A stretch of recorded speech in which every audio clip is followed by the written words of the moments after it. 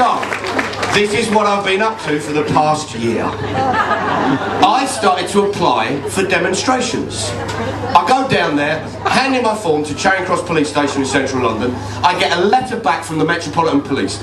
Met Police headed notepaper. It reads, "Dear Mr. Thomas, I, Superintendent Terry, do hereby authorise your demonstration calling for the abolition of the need to get permission to hold a demonstration." And I think, game on.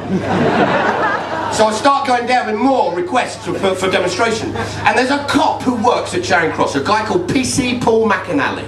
Comes from Dundee, works out of London, quite a nice guy. I've got to know him very well over the past year. Wouldn't say we were mates, but we might play football Christmas Day. I walk in there with my second set of requests to demonstrate. Right, Mr. Thomas, you want a demonstration to defend surrealism. Yeah, I can have a demonstration on anything I like. You can indeed. I just didn't know surrealism was under threat.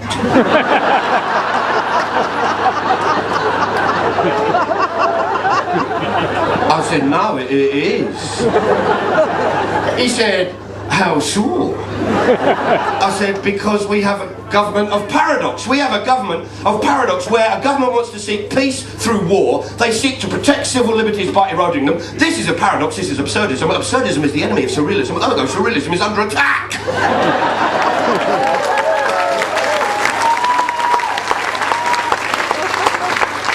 I said, I wish I'd never asked. 3 weeks later, I'm at the Hay-on-Wye, 3 days later, I'm at the Hay-on-Wye Literary Festival. And the phone rings, and I pick it up, and it's his voice at the end. Mr. Thomas, just thought to let you know we're giving you permission to go ahead with your defence of surrealism demonstration. I said, great. Are there any conditions imposed upon it? Because the police can limit how many people attend your demonstration. They can limit how many banners you have on your demonstration.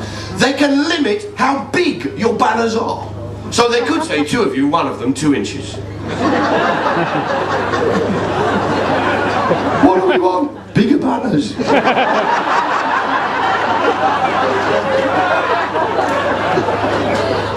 I said, are there any conditions? He said, no. Were you expecting any? I said, no. I was just asking. He said, the police on the day, and you should remember this well, Mr. Thomas, the police on the day can impose conditions if, during your defence of surrealism, you do anything silly.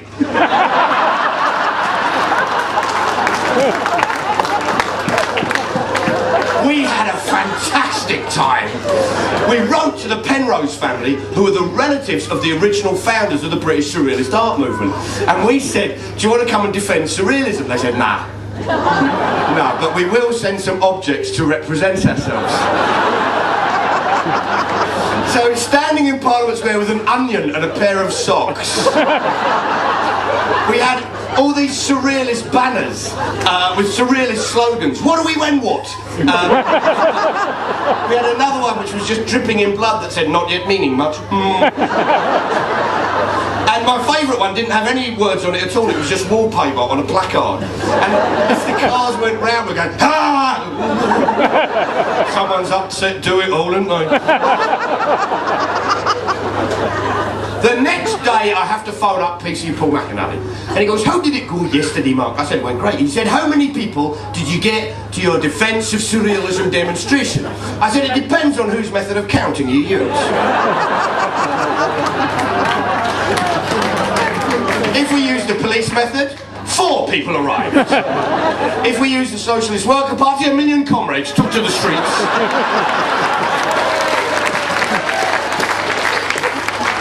I said, in reality, there was about 40 of us. He said, as long as the 4 of you enjoyed yourself.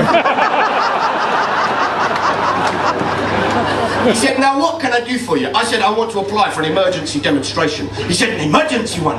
You realise we have to take into consideration the nature of the demonstration, the title of the demonstration, and the social environment in which it's taking place? I said, yes. And what it is normally you have to apply 6 days in advance, but if it's not reasonably practicable, you can do it 24 hours in advance. He says, what's the title of your demonstration? I said, I want to smash surrealism. He said, what? I said, I want to smash surrealism. He said, you were defending it yesterday. I said, I've changed my mind. He said, I can see that. What I want to know is why. I said, the realisation that the juxtaposition of seeming opposites is nothing but glib marketing. He said, I wish I'd never asked. We get permission after an hour's argument. And I think I like this game. You see, the thing about this law is people think it's just Parliament Square. It's not. It's a lot bigger area. If you start on the north side of the River Thames by Hungerford Bridge, cross over the Hungerford Bridge. Hungerford Bridge is in the area.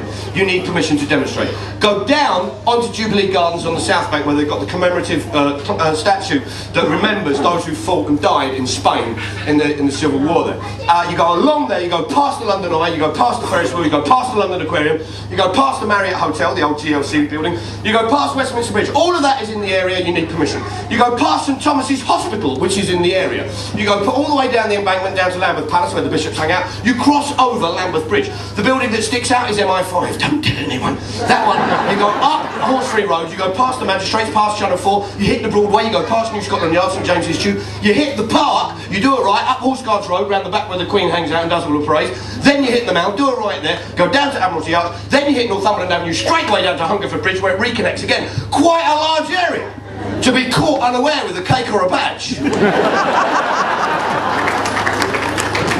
So I go down there to see PC Paul McIntyre. Right, Mr. Thomas. You want a demonstration on Hungerford Bridge? Yeah, I do. What do you want to demonstrate about on Hungerford Bridge? I want to abolish footbridges. What? Why do you want to do that? I want to encourage swimming.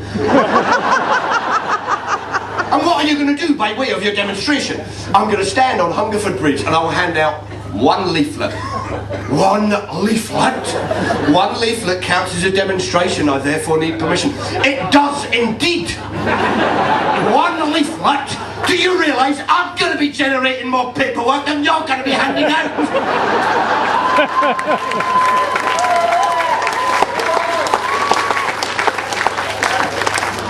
He said, were you aware of that? I said, yeah.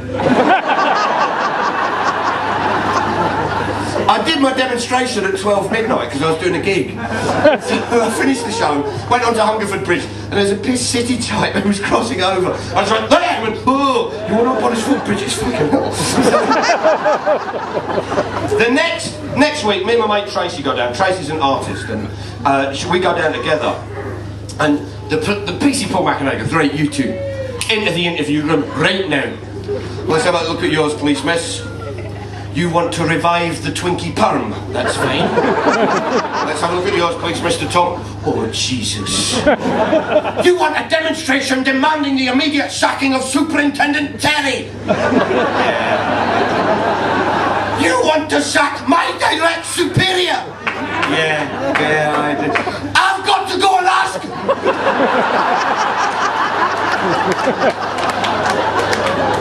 If he'll give you permission to call for him to be sacked. Yeah.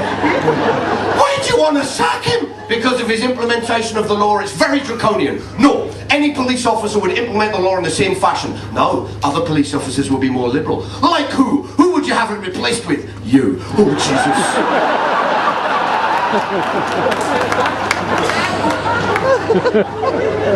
He goes out the room. Me and Tracy are left away about 10 minutes.